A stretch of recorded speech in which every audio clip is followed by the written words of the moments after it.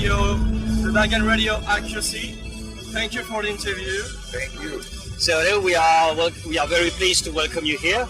I'm working for a radio called Arden Cafe. It is a web radio, so we can broadcast our programs throughout the world through internet. Nice. And we are very excited to ask you a few questions. Perfect. Your band plays several times in Metal Music Festival. Could you speak about that? And what is your vision about metal music? Wow. I mean, I think that CYPRESS, we've always been, happy to be able to be invited to these metal festivals because not every hip hop band can perform at a metal festival. We've been lucky to be able to cross the genres, and I think that it's great that metalheads can feel the vibe, in CYPRESS, and I enjoy metal music. There's days that I need to hear something heavy. I know exactly what listen to, and it's great. So I think that it's great that we're able to play all kinds of festivals, no matter what it is, but we definitely like to rock out. We have forgotten to ask you your name and your role in the band for those who don't know you. What's your name and what's your role in the band? For those who don't know you, the younger. For the people that don't know me, my name is Eric Bobo. I'm the drummer percussionist for 30 years with CYPRESS Hill. I started with CYPRESS about like 93. But before then, I was playing with the Beastie Boys. So that's where I met CYPRESS. With the rise of new social media such as TikTok, have you felt some kind of impact in the way your music are used?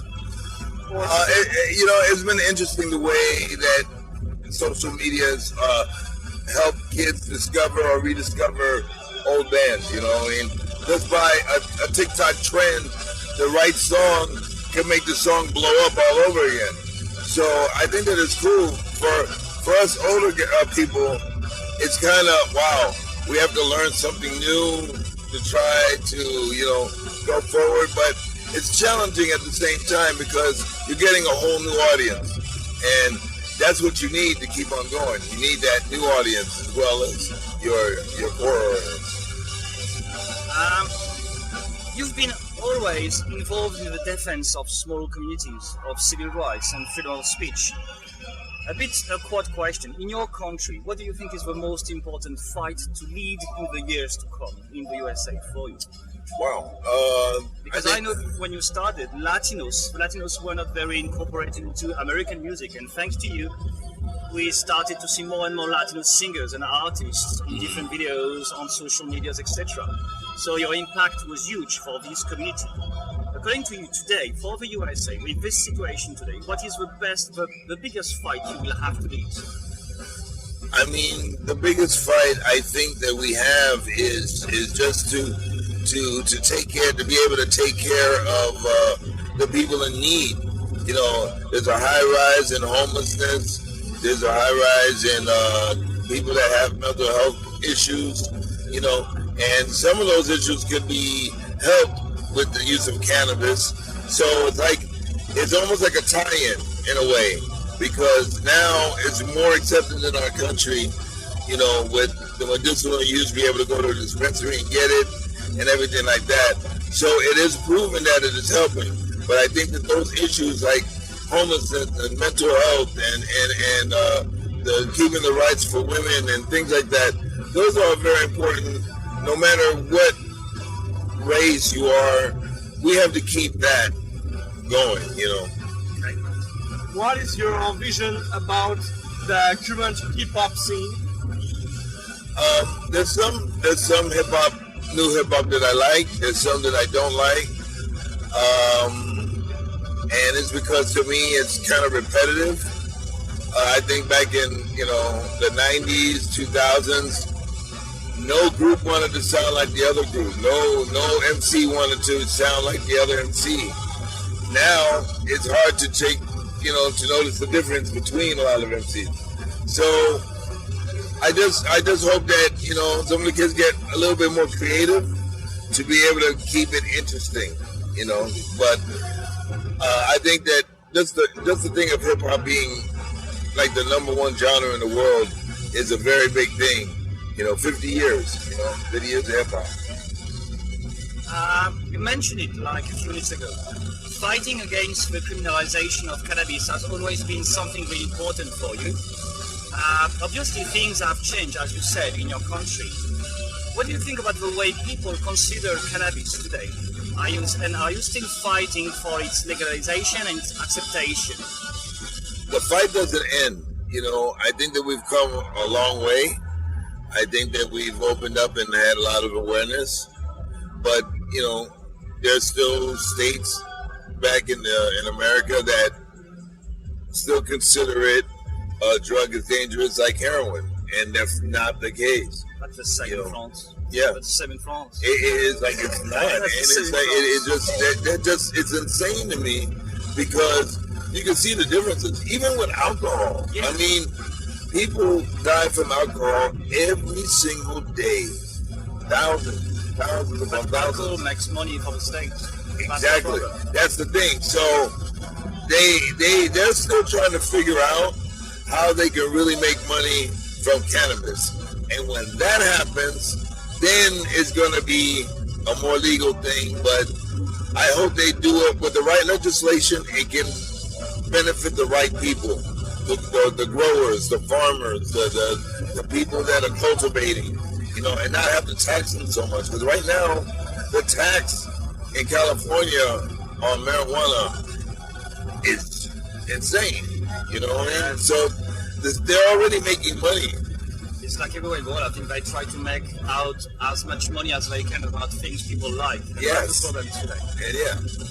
Could you speak about your practitioners, musicians' influence? The musicians? Yeah.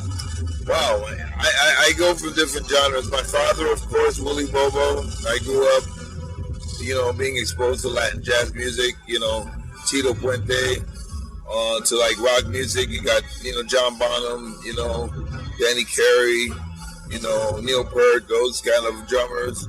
You got jazz drummers like Buddy Rich, Tony Williams, Omar Hakim. It all depends on genre, I just love music, so I think I get influenced a little from everything. The new album? Because I think the last you released was in 2022. Yeah. There's going to be new music. It was called... That was Back in Black. Yep. Yeah. Yes, there will be new music. When exactly, we're not sure, but there will be new music. Okay.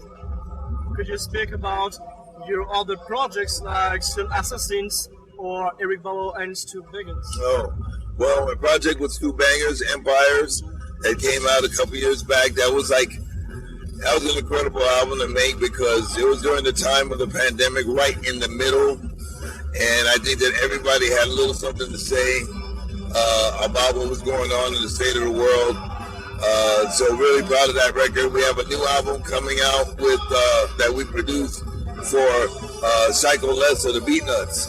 And that album is called Escape the Matrix. So that's going to be coming out soon. And there will be an Empires 2 album coming out early next year. Also got a project, Rhythm Machine, that's more on the Latin funk tip, instrumental. So that's out.